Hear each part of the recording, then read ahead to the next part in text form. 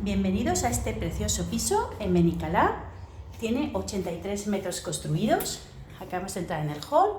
Aquí está el cuarto de baño completo de la casa. Está recién reformado en el 2013. Tiene 2 habitaciones. Este es un precioso vestidor. Y entramos ya al salón comedor. La casa no se vende amueblada, está toda reformada, salón, cocina. Esta es la habitación de matrimonio, muy bonita, alegre, porque tiene 3 ventanas a la calle. La segunda habitación de la casa es una habitación infantil, con un precioso ojo de buey.